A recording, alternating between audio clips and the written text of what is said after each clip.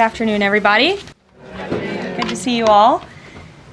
The thoughts and prayers of the entire White House remain with all of the Catholics around the world who are mourning the death of Pope Francis. Pope Francis touched millions of lives and dedicated his life to serving the Catholic Church. As a mark of respect for his memory, President Trump ordered flags be flown at half-staff, and he will be traveling to attend his funeral in Rome. The president will depart from Washington on Friday morning and return to the United States on Saturday evening following the funeral service. I can also confirm the dates of the president's trip to the Middle East. He will travel to Saudi Arabia, Qatar, and the United Arab Emirates from May 13th until May 16th. And on Thursday of this week, President Trump will welcome Norwegian Prime Minister at the White House for a working visit. The two leaders will discuss trade and regional security. This will be the 13th head of state visit of President Trump's term already. At the border, President Trump continues to deliver on his promise to make America safe again. The Wall Street Journal captured the Trump effect in a recent article. Border crossings grind to a halt as Trump's tough policies take hold. U.S. Customs and Border Protection recorded its lowest southwest border crossings in history in March, and we're seeing the same successes at our northern border. Here's how the New York Post put it. Northern border sector previously overrun by illegal migrants sees dramatic drop in crossings. We haven't seen anyone since November, end quote.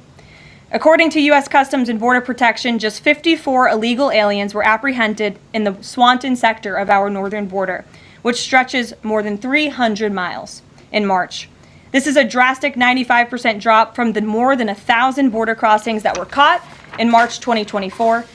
This is a main hotspot area that recorded more than 80% of all apprehensions along the northern border during the 2024 fiscal year.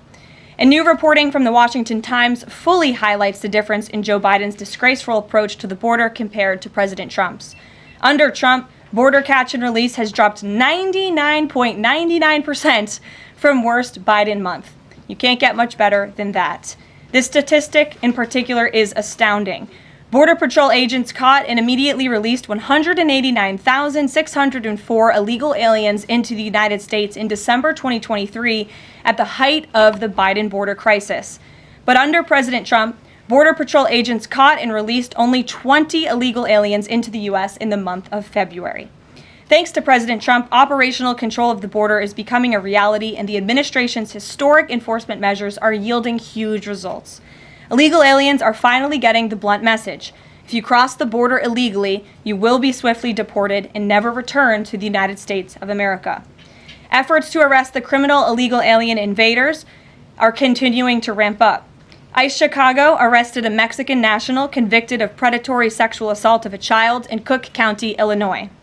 This week, ICE Denver arrested a Mexican national convicted of sexual assault of a child in Houston County, Texas. ICE Miami arrested a Nicaraguan convicted of aggravated battery in Hillsborough County, Florida. ICE Houston arrested a Salvadorian national convicted of attempted sexual assault of a child and escape in Dallas County, Texas.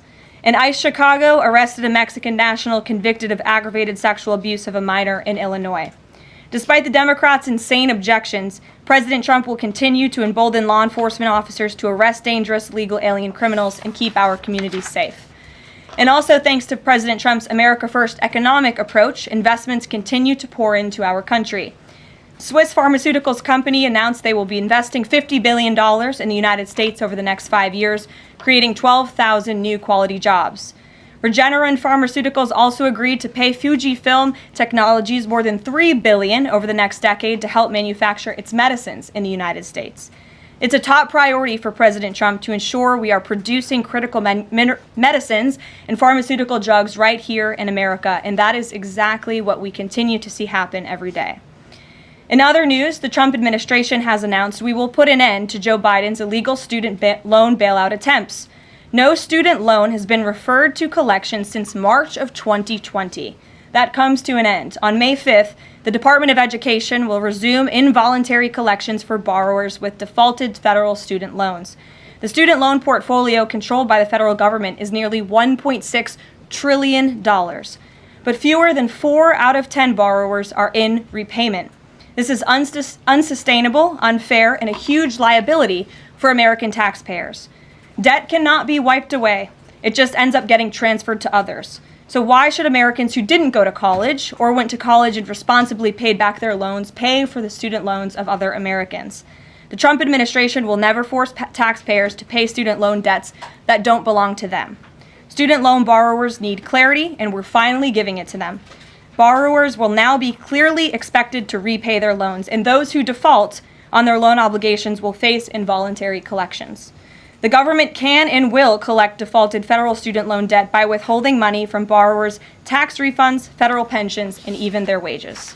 America is $36 trillion in debt. We must get our fiscal house in order and restore common sense to our country. If you take out a loan, you have to pay it back. It's very simple.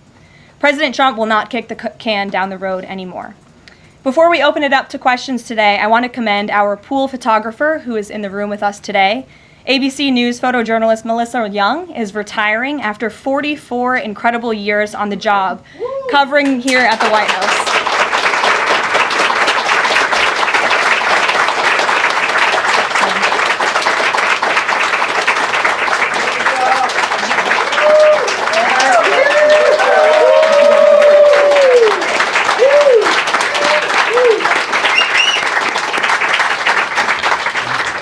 Melissa, congratulations. You have the largest round of applause I've ever heard in this room. So there's something we can all agree on, and you've had an incredible career here covering the White House. So congratulations to you, and we hope you enjoy retirement.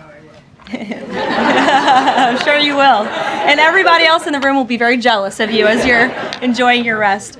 All right, let's get to it. We have an individual in our new media seat today. His name is Tim Pool. He's a political commentator and a media entrepreneur with millions of followers, a very big platform. Currently hosts Timcast IRL, a daily news and discussions show, and The Culture War, a weekly podcast exploring cultural and political issues.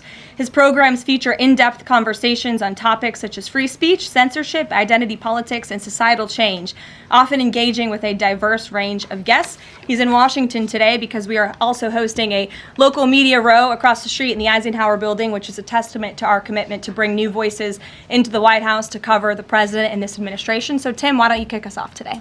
Yes, many of the news organizations that are represented in this room have marched in lockstep on false narratives, such as the Very Fine People hoax, the Covington smear, and now what's being called the Maryland Man hoax, where an MS-13 gang member adjudicated by two different judges, I believe, is just simply being referred to as a Maryland Man over and over again.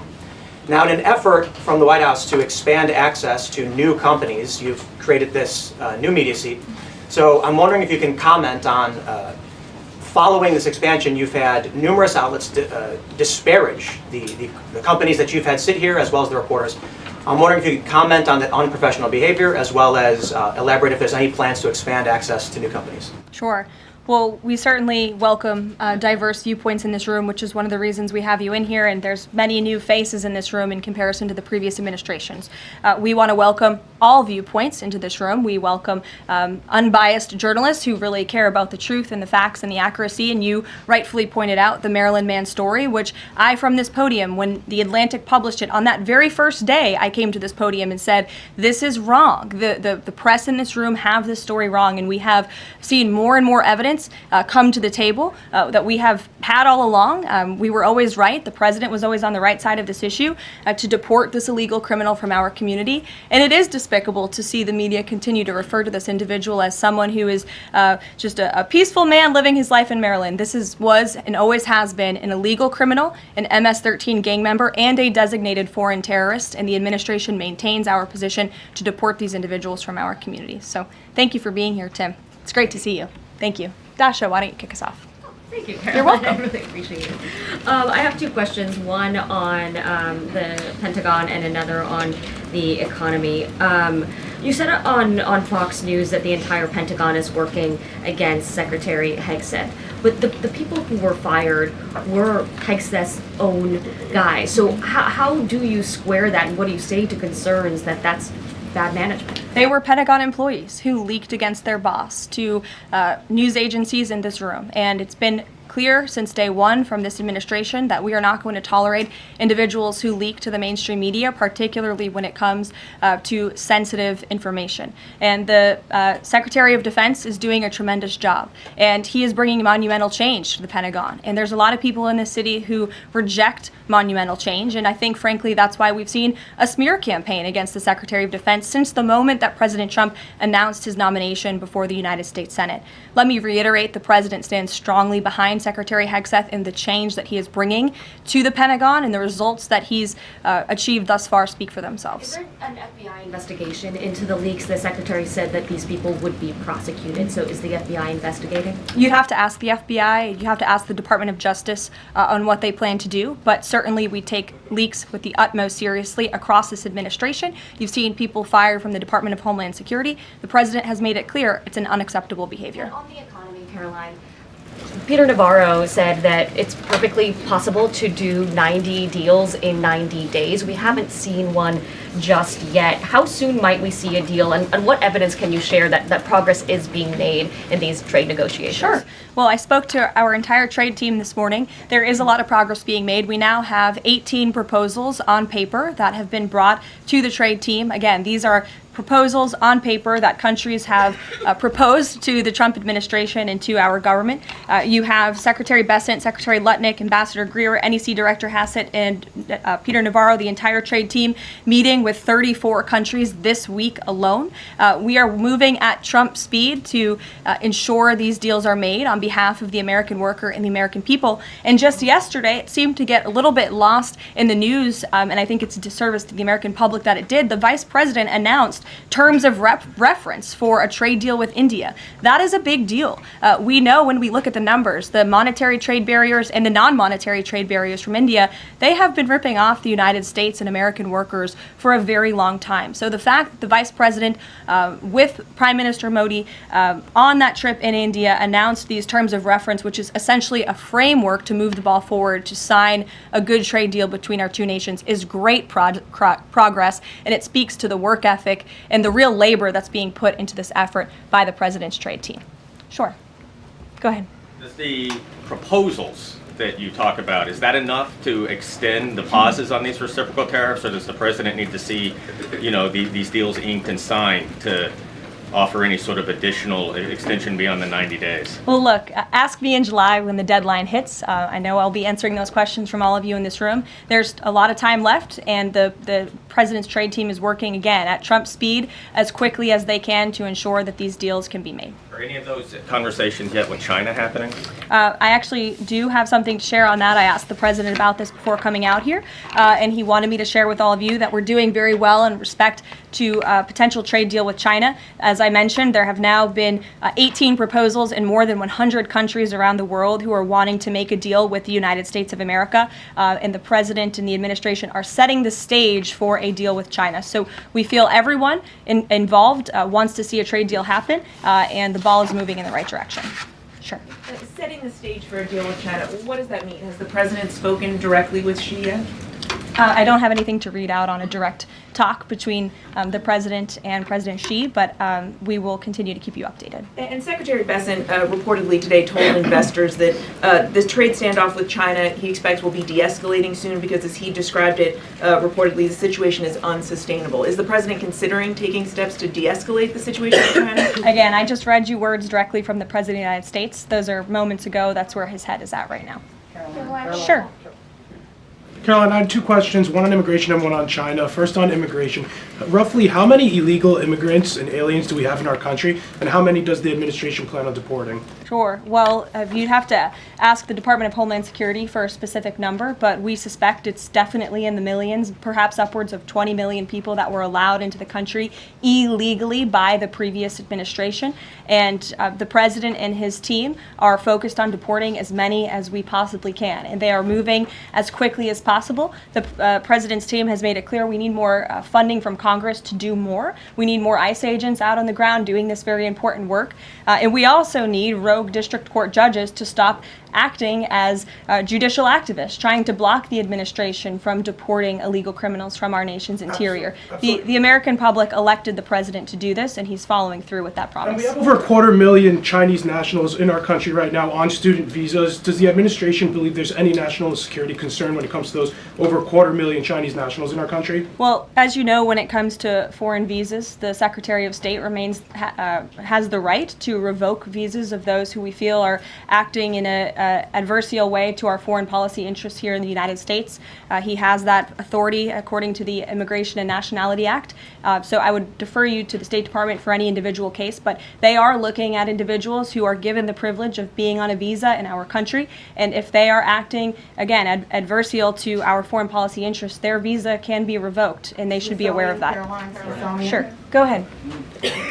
Yes. I'm calling on you. Thank you, Caroline. You're welcome. Over the last few weeks, several countries have warned their citizens about travel to the U.S., and the Department of Commerce's own stats know that from a lot of countries, the number of visitors is falling. Does the White House have any message for people that might be reconsidering business or tourism travel to the U.S.? Where did you see that report?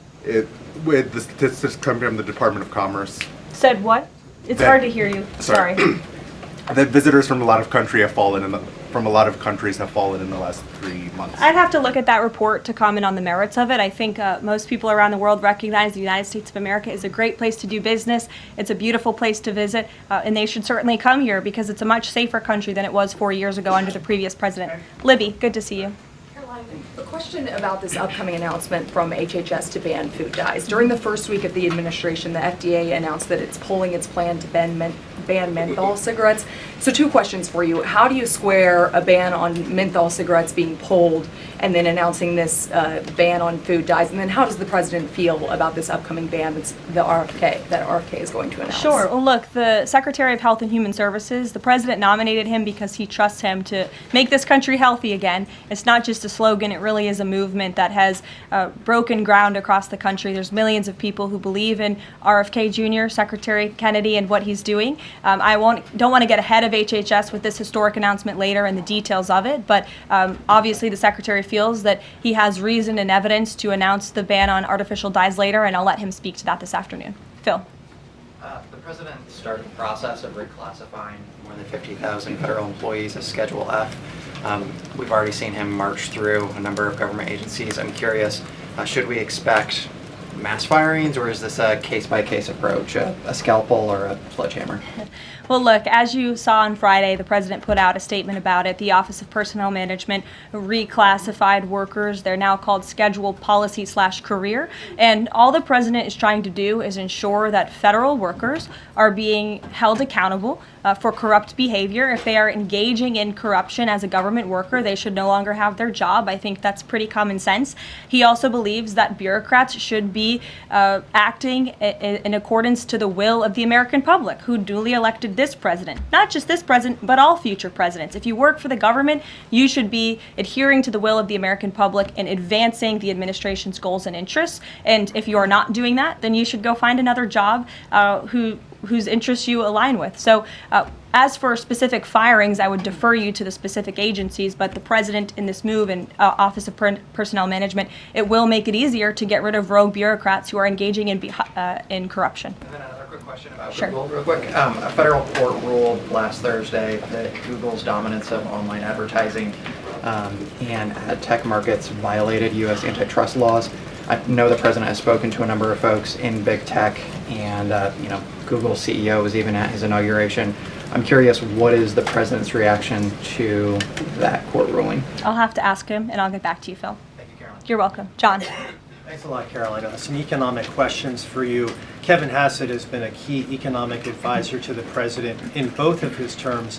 In 2022... And he still is. And he still is. He was just in my office. Absolutely. In 2022, he said that the independence of the Fed is super important. That's a direct quote. Is that something that the president subscribes to? Does he still believe in the independence of the Federal Reserve? Well, look, I think the president has made his position on the Fed and on Powell quite clear.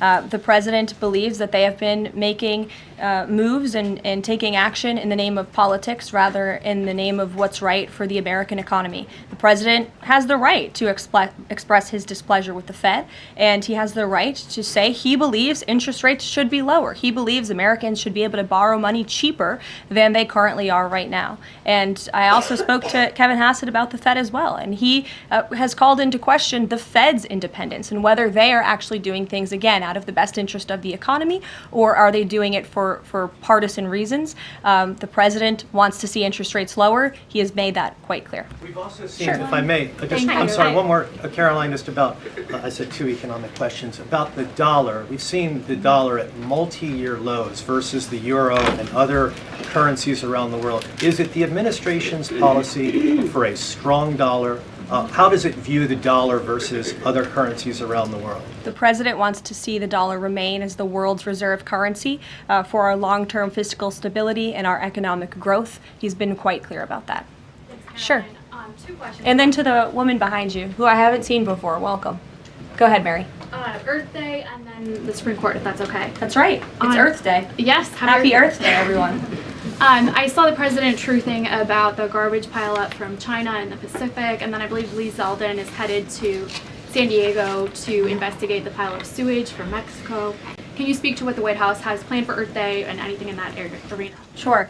I do have points from the EPA. Administrator Zeldin's doing a fantastic job, and they are always sharing their accomplishments with the White House, which we very much appreciate. He will be traveling. I believe he's in California today for sewage situation. Here you go. Administrator Zeldin met with his Mexican counterpart to discuss steps Mexico needs to take to ensure the water entering the United States is clean and safe. And he's holding a press conference in San Diego today with elected officials and local stakeholders on the Tijuana River sewage crisis. I would also add from the president himself, he has always maintained he wants America to have the cleanest air and the cleanest water. And we want to do what's right for our environment and for our earth. And a lot of that is making sure that we have clean and sustainable energy, and we know that we produce natural gas cleaner and more efficiently than any country in this world, and the president wants to see that continue. Thank you. And then on the Supreme Court, I know the court is hearing a case dealing with parents who don't want their kids having to read gender ideology books in schools. Can you comment on that case and what the Trump administration hopes to see come from that? Sure. We hope the Supreme Court will do the right thing, and the president has been very clear. He stands on the side of parental rights, and he believes strongly that parents should have a greater say in their children's education and the content, if you will, that children are being exposed to in our public school system. Sure. Go ahead. Caroline, thank you. Hi. I'm Carolina Lumetta with World News Group. The administration ended some temporary protections for Afghans, including several hundred Christians who have been punished by the Taliban. Is the president considering any exceptions for Afghans who could face death or torture if they return to their home country? So let's just be clear about one thing. We didn't end that proactively. It expired, and it's because the previous administration illegally paroled millions of people, or hundreds of thousands of people, I'm sorry, into the country, and then gave them temporary protective status, which again is a temporary status. It's not a permanent status in this country.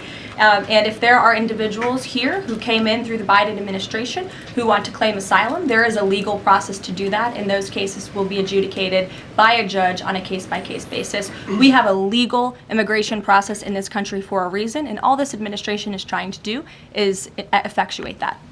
Reagan. Thank you, Caroline. I have 2 questions for you Sure. on immigration.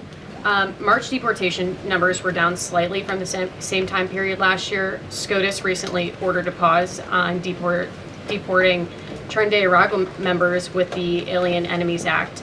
I'm curious what other tools the administration is looking at to boost those deportation numbers. Sure. Well, we are obviously complying with the court's order. However, it was a temporary pause. The Supreme Court basically said, sit tight, and they will follow up with an order, and we're confident that the Supreme Court will rule on the side of law and recognize the president absolutely has the executive authority to deport foreign terrorists from our nation's interior under the Alien Enemies Act. We feel very strongly about that, and we're confident the courts will side with the president and his executive authority. As for deportations, we continue to deport illegal criminals under Title VIII, which is an immigration authority given to our Border Patrol agents and the Department of Homeland Security to deport illegal criminals from this country. And the administration continues to do that at record speed as quickly as they can with the resources that they have. They recently dropped charges against the MS-13 leader caught in Woodbridge, Virginia, with the idea that this will expedite the deportation process. Does the administration plan to drop charges against other criminal illegals to speed along the deportation process? You'd have to ask the Department of Justice. Obviously, that's within their purview, and I can't speak for them. However, it is our goal to deport as many illegal criminals and aliens from our country as we possibly can, as quickly as we can. Jackie. Thank you, Caroline. We've heard so much about this Saudi trip planning, and the president's mentioned it himself before, but I don't think we've ever heard on the record what he hopes to achieve in Saudi Arabia and what the purpose of the trip is. Sure. Well, the president looks forward to this. It was supposed to be his first foreign visit, but of course now he is going to Rome this weekend to honor the Pope and attend the funeral. The president looks to strengthen the ties between the United States and these countries in which he will be visiting. He'll be having many bilateral meetings and talks, and we look forward to the trip and hope to see many of you there. And the meetings in London this week, do they have any nexus with the plans in Saudi Arabia? I can't speak to that. However, I do have an update on meetings when it comes to the Russia-Ukraine war. I was just in the Oval Office with the President, Steve Witkoff, and they wanted everybody to know that the negotiations continue. We feel, again, we're hopefully moving in the right direction, and the special envoy, Steve Witkoff, will be heading to Russia again later this week to continue talks with Vladimir Putin. Is that why Rubio is not heading to London? Is he accompanying Witkoff to Moscow? I can't speak for the Secretary of State's travel schedule. I'd defer you to the Department of State. And more broadly, just about the peace agreement, the talks that are ongoing. Secretary Rubio had said that if things don't go the right way, that the U.S. might need to take a step back. What does stepping back look like? Is that a step back from brokering peace, or would that imply a broader withdrawal from U.S. support for Ukraine and the war? Look, I think it would be unwise for me to broadcast that from this podium. Ultimately, that's a decision for the president to make, but he's made it very clear he wants to see peace, he wants to see this war end, and he wants to stop the killing on both sides of this war, and he's been very clear about that for quite some time, and he has grown frustrated with both sides of this war, and he's made that very known. Caroline, Brian. thank you. Thank you, Caroline. Last week, the president talked about nonprofit groups, specifically taking on crew, and he hinted that there could be further actions taken against nonprofits. Does the White House have any plans for any sort of actions against NGOs, nonprofits, or other similar groups? Is any of that coming up? Is that being worked on at this time? I'll have to check in with our policy team and get back to you. Sure. Thank you, Caroline. Travis Gilmore with the Epoch Times. Are some colleges using taxpayer funds to further political agendas? And what is the administration's response to Harvard's lawsuit? Sure. Well, the president has made it quite clear that it's Harvard who has put themselves in the position to lose their own funding by not obeying federal law. And we expect all colleges and universities who are receiving taxpayer funds to abide by federal law. It's quite simple. And the president made it clear he's not going to tolerate violations of federal law. He's not going to tolerate illegal harassment and violence towards Jewish American students or students of any faith on our campuses across the country. And so we will be responding to the lawsuit in court. And again, it's quite simple. If you want federal dollars, obey federal law. And just to quickly follow up on China, any response to reports that China is targeting U.S. trade allies with potential retaliatory measures for supporting U.S. agendas? I think the numbers and the sheer number of countries that have reached out to the United States and reached out to this administration to cut good trade deals speak for themselves. The entire world knows that they need the United States of America and they want to do business here, and so we'll stay focused on cutting good trade deals on behalf of the American worker. Stephanie. Thank you, Caroline. Can you give us any additional details from the president's call with Netanyahu today? I did speak to the president about it. It was a good call. They spoke particularly about Iran and the negotiations that are underway with Iran and the United States. And the president has made it very clear repeatedly, but I'll reiterate, there is no daylight between the United States of America and the state of Israel. He stands strongly behind our ally. He's made it quite clear when it comes to Iran that we want to see a deal, and Iran has a choice to make. But the president has also made it very clear, and he reiterated that in his call with Prime Minister Netanyahu today about the need for Iran to never obtain a nuclear weapon. I do have one more bit of news that I would like to share with all of you. Just give me 1 second to find it. And it's in regards to the terrorist attack that took place in India earlier today. The president has been briefed by the National Security Advisor, and he's being kept up to speed as more facts are learned. What we know already is dozens were killed and even more were injured in a brutal terrorist attack in a popular tourist location in South Kashmir. President Trump will be speaking with Prime Minister Modi as soon as he possibly can to express his heartfelt condolences for those lost. And our prayers are with those injured and our nation's support for our ally India. These types of horrific events by terrorists are why those of us who work for peace and stability in the world continue our mission. So we'll give you a readout of that call later this afternoon. There's a lot of work to be had. You may hear from the president later this afternoon as well, and we'll see you all later. Thank you. Were any Americans among those dual American citizens?